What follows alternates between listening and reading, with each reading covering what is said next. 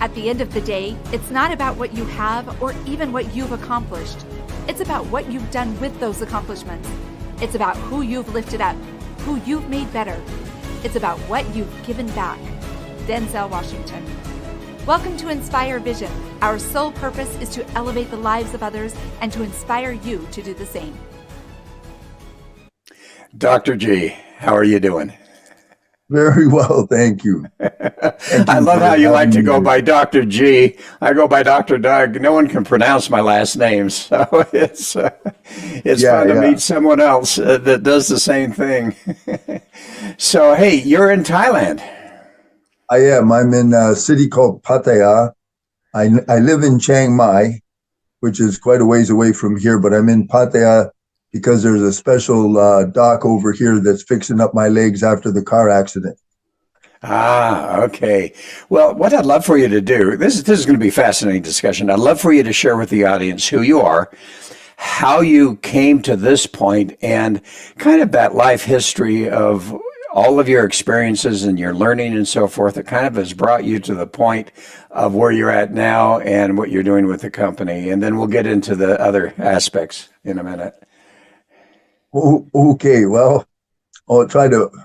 There's a lot there because I'm an older man. So I got a 51 years of over 51 years now of training. First and foremost, so when I was already 3 years old, I already understood my mission, why I was here, what I needed to do, which was serving the public and helping save the planet. So that I knew right off the bat. But then it took quite a curve because at the age of 6, when they put me into grade 1, I failed. I wouldn't participate. So my family couldn't emotionally handle that. My dad was from the old country, from Poland. So they emotionally abandoned me at the age of 6. So I went off from that moment, I went off into my own world kind of thing because I was humiliated at school. I wasn't seen at home, and then I went off on my path. So my path led me to become a man and to prove myself and so forth. I became a professional martial artist, and I became a world-class I would be in the top 1 to 3% of martial artists anywhere in the Western Hemisphere. Wow. And I carry 3 samurai lineages on my shoulders now. I've been training over 46 years. And this isn't commercial martial art. I'm talking old samurai culture. So I put in over 50,000 hours in Yoshinkai Aikido. I served Great Master as an Uchideshi for 8 years. And Uchideshi means I'm the personal protege to that man. And you could think of it as a sort of like a butler and a general's aide. And then I got to be one of the top in the class, of course, and all that stuff. So it was a very heavy discipline, and it was like a Zen life. But then I broke my back in half when I was 27 weightlifting. And I healed my back with meditation, no operations or anything, but I broke L5 in half, both pedicles right in half. So while I was having these kinds of injuries and learning how to heal, I was meeting some of the greatest doctors in the world, primarily George Goodhart Jr., the founder of Applied Kinesiology. And he's the guy that fixed my back with his 2 assistant doctors, Lou Boven and Alan Zatkin, both geniuses. And so I was always learning and studying about healing because I was always having to heal. I have many injuries. So so that process was always going on. Great doctors, being mentored, learning about healing and my martial craft. And I study I always apprentice under great masters. So time goes by and I built the Dosatsu Ken Dojo in California. I left Canada after I graduated. I went back to school. After I broke my back, I went back to school. I got my first degree is in an honors degree in Canada. in exercise physiology, and that was my first degree. Then I left and I went off grid. Moved to California, went off grid, and I lived there for 11 years, and I built the Dosatsu Ken Dojo.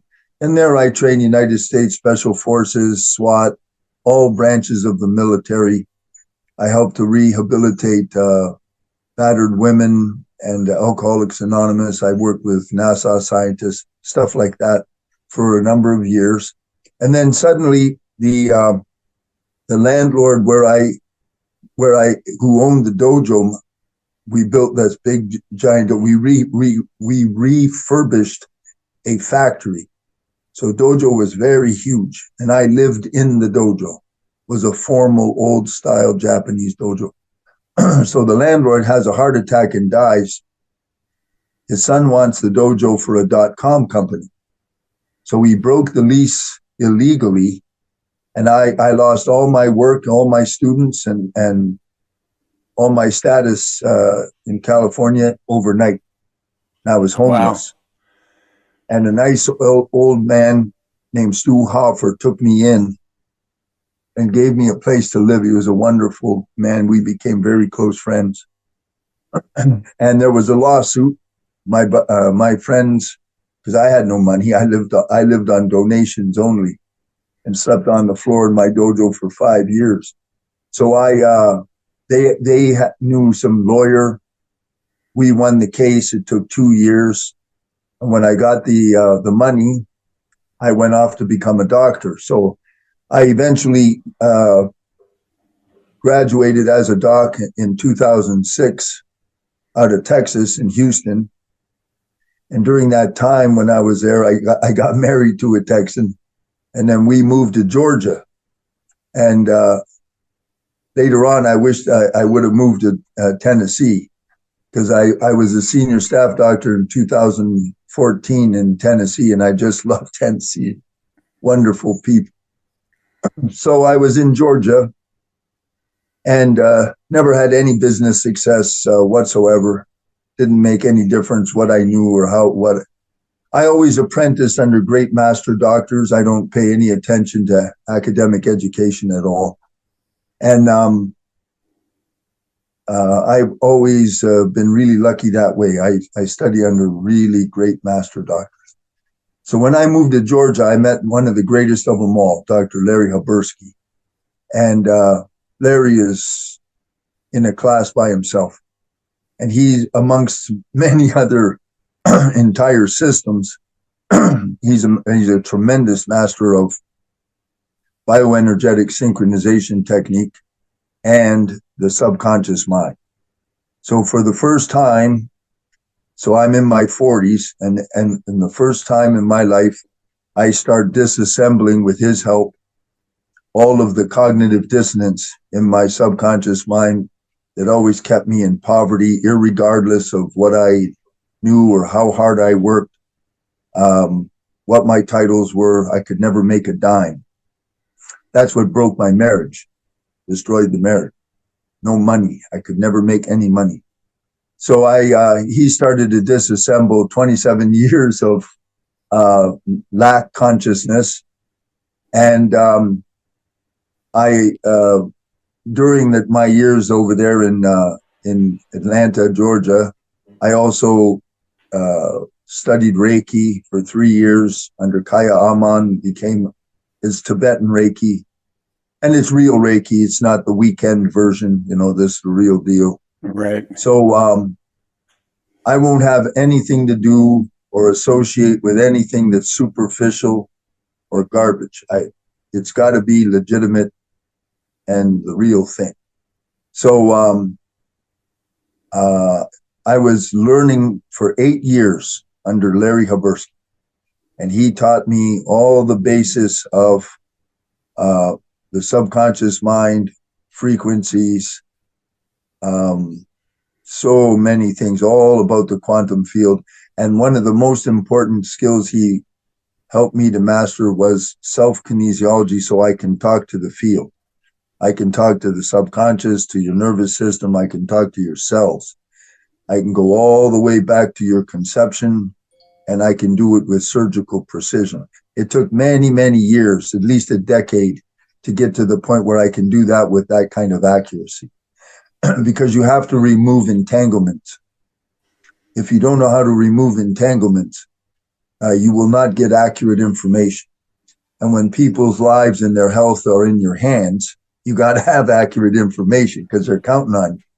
So that was that kind of a process. And then I also am a mystic. I am not a mystic. Mystic is a very high level, but I am a student of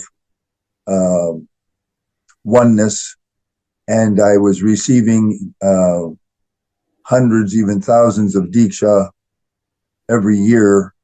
And in 2014, at Dr. Rossi McClellan's home, she was a host of what is known as a Sacred Chambers process. The Divine rewrote my program. And within a few months, I found myself moving to Thailand, which I had never, ever dreamed of or planned. And I left Tammy, left everything, moved to Thailand. And that's been a whole, as soon as I got out of America, I formed my wealth consciousness because I was away from Tammy. So I'm not in a divided household. I don't have to try to maintain a certain frame of perception against someone else's perception. And everything, I live like an angelic life now. I live like a veritable king. I have clients all over the entire world. Now, how did I become a depth healer? How did depth healing ever come around? So I was a licensed chiropractor. I knew many different skills, but I was licensed and certified in network chiropractic, which was developed by Donald Epstein.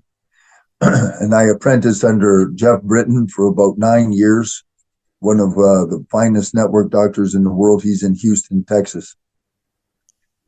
So one day I had like a prayer room, meditation room at the house.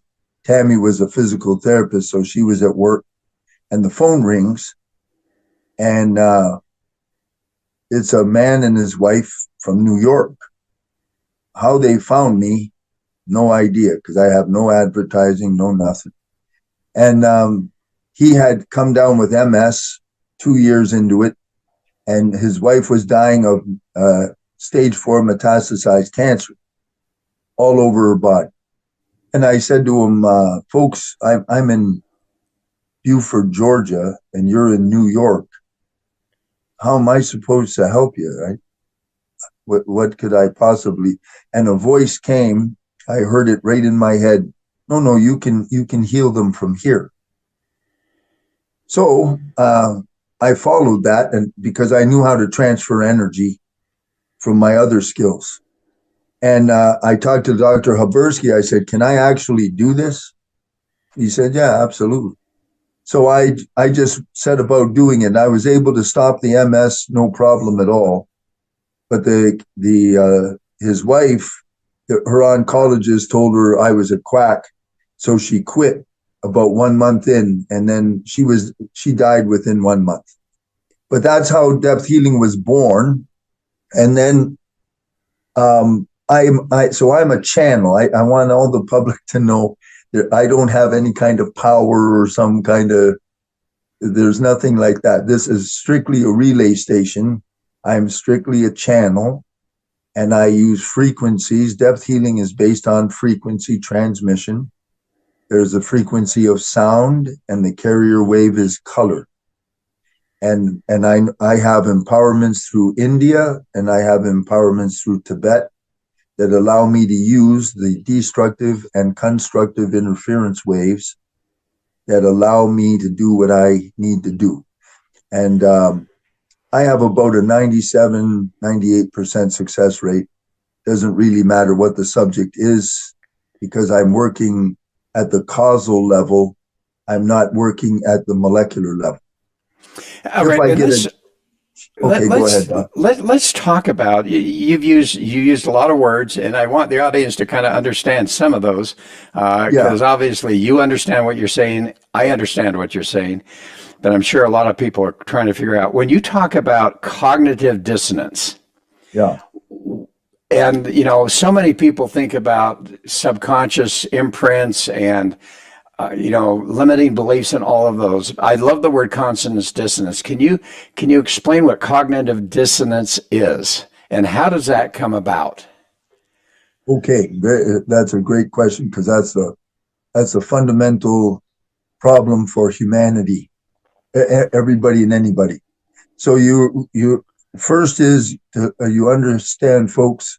Subconscious mind has the power of 1 million, and the conscious brain, the frontal cortex, I call the educated brain, has the power of 1.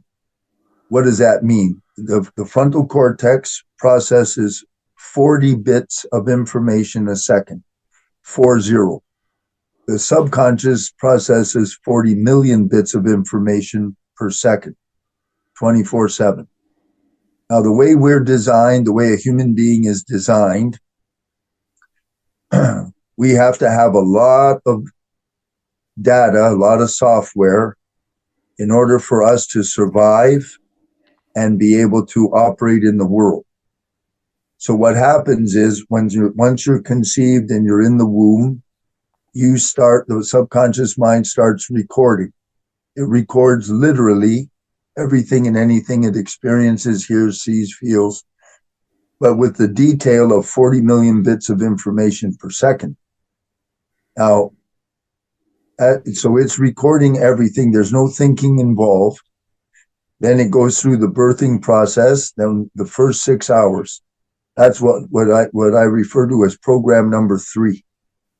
And program number 4 starts from the end of those first 6 hours, which are very critical, to the end of the age of 6. That's the 4th program. Subconscious mind is still just recording. Conscious brain is not active. It activates in program 5. It starts to operate because it's got enough neurologic development and now it has enough software. But everything it wants to do, it references through the database. What that does is that gives us our perception. And then the perception gives us our vibration. Our vibration through the law of resonance brings us our life, It gives us our life, our experiences, everything you have comes through the law of resonance. Through your perception, which is dominated by the subconscious. Right. Now, cognitive dissonance means, let's say you want to be an entrepreneur. You've done all kinds of seminars. You have a very fine academic education. You have all of the business plan. It all looks beautiful. And you go ahead and you start. You're all revved up. And within 2-3 months, half a year, it dies. So you reboot, you restart, you go after it again, dies again. Why? Somewhere in the subconscious, there's an imprint, as the doc said, or a belief that was downloaded that says you can't do that. It has the power of 1 million, and the PhD and all of the seminars and everything has the power of 1. Frontal cortex is only operating 5% of the day, maximum. With a lot of people, it doesn't operate at all. So its subconscious is ruling. So the way you find cognitive dissonance, like Bruce Lipton will say, when you want to do something and for some reason it never works, or you just can't, or it dies, or you start like a New Year's resolution and then you just stop. That's cognitive dissonance. And what I do with depth healing is I disintegrate that. I'll find it, I disintegrate it, and it's gone. When it's gone, nothing's there to stop you. Your Wow. brain will reorganize. That changes your perception. Perception changes your vibration, and then you have success. I'm the living proof of that in an extreme case because I used to be absolutely dirt poor for like 30 years. Sorry about this. I don't know why I have this cough. So as you say, you help to disintegrate those cognitive dissonance areas, and obviously we have a huge amount as you talk Oh, about. What what is the process that you use? And before we get into that, because I know you're going to start talking about frequencies and all of those types of things. So let's talk a little bit about the quantum field. Let's talk a little bit about the frequencies that exist in the quantum field. And for people that are just saying, no, that's a bunch of woo-woo, that doesn't really exist. We know yeah. that science is now starting to prove that it exists. But could you explain to the audience in some terms that understand the quantum field and the frequencies and how they affect us and how you utilize those in your process of helping people to get healed, whether it's from emotions or whether it's physical or whatever it happens to be? Okay. A very good question. So, as the doc said, science has long since actually proven that everything is energy, and energy has a frequency, it has a vibration. A real good way to understand this, folks, is you take a piece of paper and you take real fine sand or iron filings, anything that's little particles, Right. and underneath the paper, you play music. You have sound, and you can watch the sand. It will form patterns, and some sounds will make a beautiful, coherent pattern, like a really beautiful, like an artist, and others will make the sand look completely incoherent, looks like cancer, just a mess. And it's because of the frequency, the vibration. So the sand is your body, your cells. You're made out of about 50 trillion cells. Nassim Haramein, the physicist, says 100 trillion. Bruce Lipton says 50 trillion. I don't know where the 50 trillion that's missing. I don't know how they get how they derive that. But in any case, there's a hell of a lot of cells. And the field, the energy field, organizes the matter. It's as Einstein said, the field is the sole governing governor of the material living world. Okay? So if that helps you understand that, everything is, all there is fields. I call it morphic fields. And the stronger the field, the strongest field dominates. So let's talk about a family. Why does everybody love to gather around mom? Now, this is verified in the research from the Heart Math Institute under Roland McCready and Dr. Sarah Children. Mom's heart is the strongest, most coherent, based in love. Love is the strongest frequency. So an average electromagnetic field from a heart is 4 to 6 feet in diameter. When their heart is really coherent and filled with a lot of love, it can measure up to 40 feet in diameter.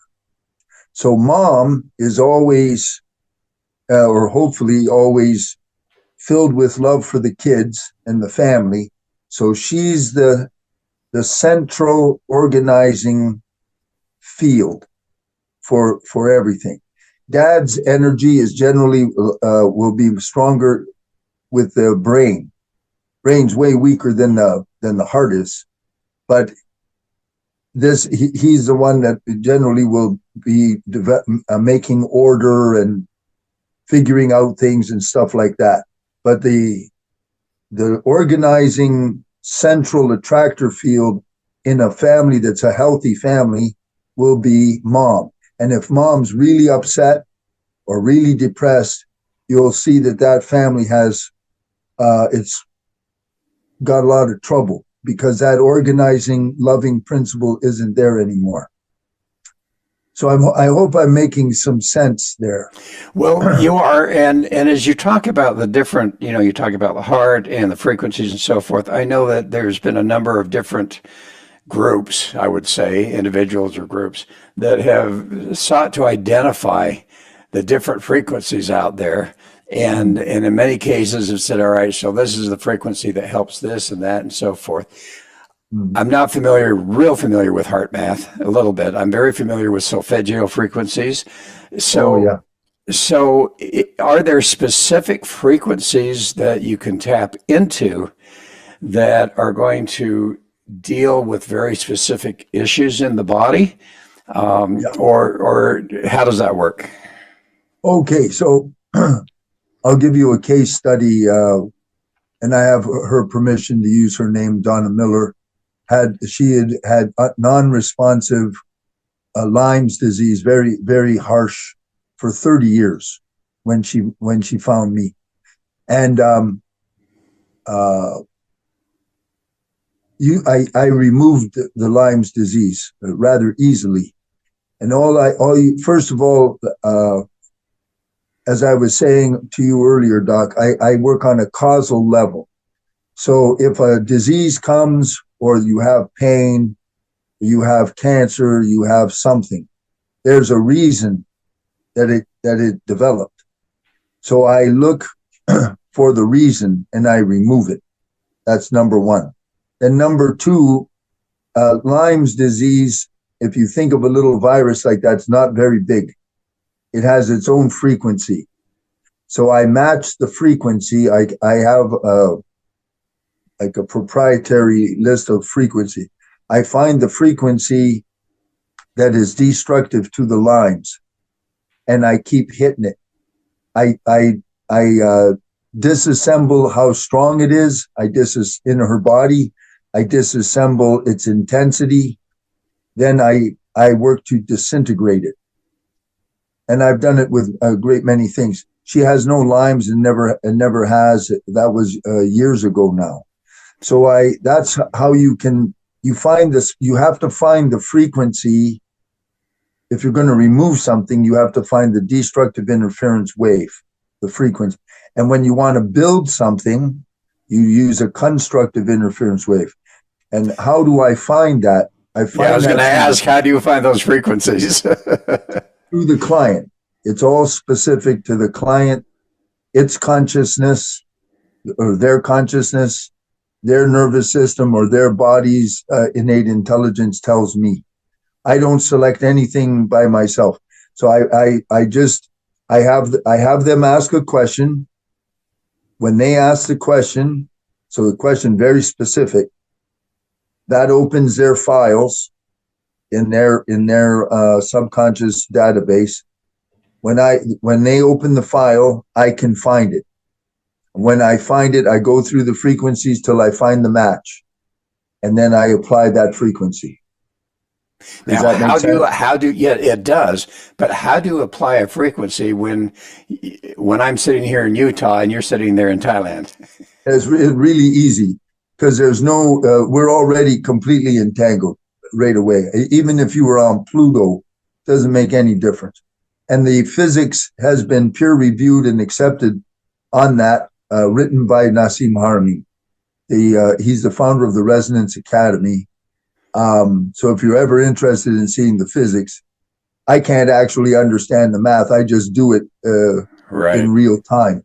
So what I do is, when I referred to you earlier, I have empowerment through Tibet. That gives me the ability for the destructive interference waves. And the constructive interference wave, I have empowerment through India. And then I just connect to the person, and I'm going to speak the frequency, and there is in the form of a word. I'm going to send it. I find out which chakra is which chakra needs that frequency, because they're all dealing with different levels. Right. The chakra gives me the color carrier wave, and then through my consciousness, I send it. They receive it in real time, 100% of the signal. 100%. If you take a supplement, you receive 1% of the signal. Bruce Lipton explains that very well. The other 99% of the signal is lost as the body metabolizes the supplement or the medicine. When they deal with an energy person like me, they receive 100% of the signal. That's why I'm able to change things in real time. Wow. Wow. And, one of the interesting things, because you talk about, heart math, which I know is a meditation program That's a type of brilliant, thing. real simple. So how important, as you're working with people or as you're talking to, people now, how important is meditation? And based on your experience, is there a type of meditation that has greater value for the healing process than other meditations? Yeah, absolute. Very good question.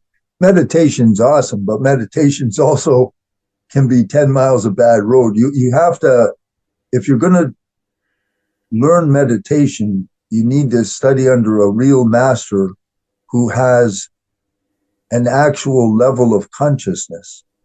Like if you wanted to study under Eckhart Tolle is fully permanently enlightened. So he's the real deal. Or you find a lama, or you find a Zen monk or something. But most people, they don't have a clue what meditation is.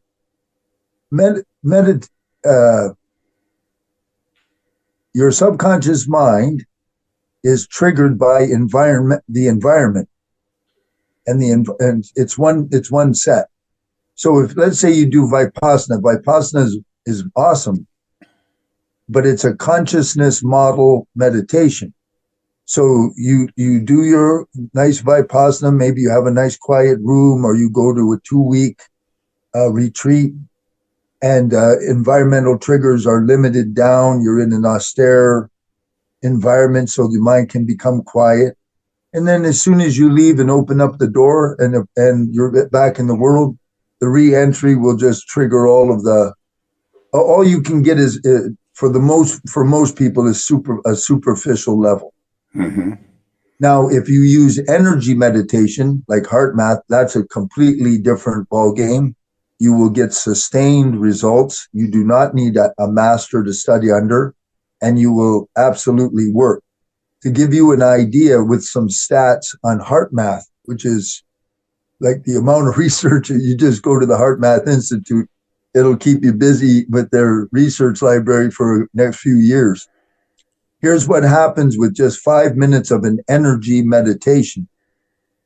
The brain in the cranium in your head will entrain exactly to your heart rate variability rhythm. Cortisol will drop 45%. DHEA will rise 45%. Secretory IgA measured in the mouth can rise as high as 294%. Sympathetic, parasympathetic nervous systems will entrain, and the kicker is it will be a sustained state for 4 to 6 hours. For 5 minutes of focused meditation in your heart, breathing, generating feelings, which are the frequencies of love or gratitude. Now that's just 5 minutes, and that is a recorded. Heart math has got something like 30 years history. So energy meditations, I told you I sealed my back in 12 weeks. How did I do that? I did an energy visualizing meditation based on Jose Silva's method. So I was ambulatory cripple, so I had lots of time, and I would meditate 4 hours a day, because everybody said I was finished, my career was finished, They wanted to fuse my back, and I no way. So what I did was I programmed my subconscious mind, visualizing my body in perfect shape, like I used to be. And if you can program an image in the subconscious, and I said if you have the intensity and the consistency, and you actually do it, the subconscious mind will change your body. It will heal you. Doesn't matter what it is. So Period. when you talk about heart math, and so I'm going to get a little detailed here, and if it doesn't Okay. matter, tell me right off the bat. So we talked a little bit about solfeggio frequencies, who's identified, I think, at least 9, maybe a few more. You talk about binaural type of frequencies. What are those energy frequencies, and do you identify a specific one for a specific problem, or is it one where they run all of the frequencies in a meditation and hopefully one's going to fit, or how do you do that? And what is it that they're using? I never use those systems. I tried to use Tesla's system, and I bought the equipment, and then I abandoned it very quickly. What you're talking about, and I seen it on YouTube, and they can get their and that's beautiful stuff. And basically they've identified a frequency that creates a specific coherent harmonic effect on either physiology or your mind. That's very different from me. What I'm doing is surgically using frequencies relative to the specific problem or question of my client. So I'm like a surgeon doing an operation to solve specific targets. Okay, and once you do that, so for instance, you're helping me with my knees. All right, I got bummer knees. Yeah. So once we go through that process, then do you encourage me to start doing meditation, and does that help to continue the process, or how does that all work? You can. And a long time ago, I used to do that a lot. So I'll follow up because the idea is actually quite good. So you handle the knees, and you find out what the problem is. What is it there? What is your body and your knees trying to tell you about your life? That's why it's there.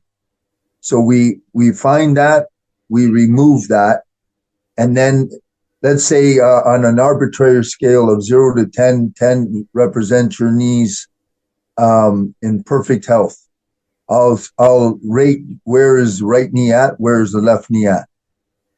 I make sure that all causes for why it's subpar are gone. And then I will ramp your knees up to be 10s.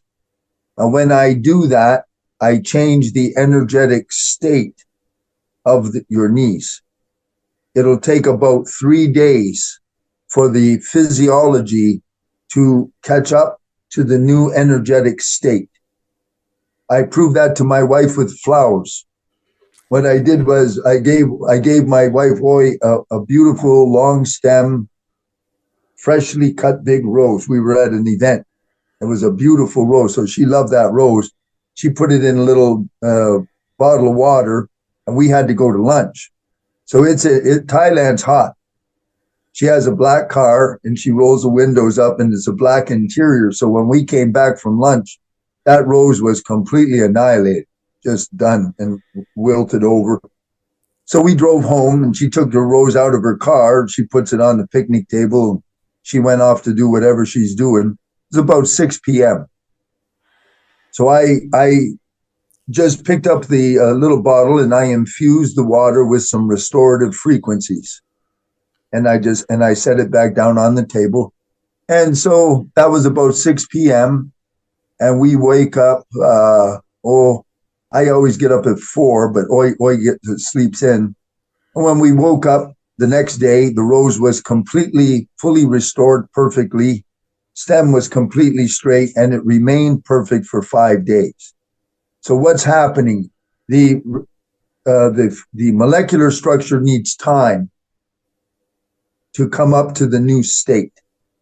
Did I make sense? Do you understand me? Well, it does, and I totally get it. You know what comes to my mind, and you know we're going to run out of time, so I think we could do maybe 2 to 3 of these because I have got so many questions for you. But the one thing that's hitting me that I don't think we really understand, and obviously you have a real good idea of this in concept, is that most of the physical issues that we experience, most of the emotional issues that we experience, most of our life experiences that we experience, if I'm understanding you correctly, they really go back to something internal, some limiting belief, some cognitive dissonance that is literally causing that. Is that what you're saying? Yep, that's exactly what I'm saying. Wow. That's exactly. And you know, the body talks to you in symbolism. So if it's from the center line, mid-sagittal line to the right, think of the future from today to the going forward. If it's the left side, the past. That's one way to understand. And then when something has developed, like let's say they have a fear of failure. So I want to know what the first 3 original downloads are. I got to find out where they are because I want to remove the subconscious pillars that are supporting the fear of failure now. Once I remove all of the fundamental downloads and how they built over time, there's nothing for the fear of failure now to stand on. Then I go into their consciousness at the present moment and I say, is there any active program, belief, or imprint that is either creating or sustaining fear of failure now? If there is, I disintegrate it. I have to disassemble it and all of its entanglements, and then I finally remove it. And then game over as far as relative to that question or to that problem. Not fear of failure in everything, but fear of failure relative to that is your. So how long do you spend with someone, and how many times do you get together with them in order to do this? This is process oriented because nothing in the universe is an event. Everything is dependently arising, dependently ceasing. Everything. So what I did was, for clarity, I have like a 2-hour session. That's when they have several issues they want me to clear at one time, like say their relationships, their wealth, and their health. So in 2 hours, I go after it all. And then I do a 1-hour session. I have one following you today. And what I ask them to do is come to me with an acute, clear target, a specific, and I'll knock it out in the 1 hour. Now, how often? Some cases are very complicated. I was a complicated case. I had 27 years of highly emotional lack consciousness. In fact, I even had almost a dislike and a perception of dirtiness to money. Mm-hmm. So I, of course, never could get money. So it took a long time to remove all that cognitive dissonance. Now, of course, it's gone, but it took a long time. So it depends on the person and on the complexity of the case. But my advice is always try to see me, because life is a process, say once a month. And okay.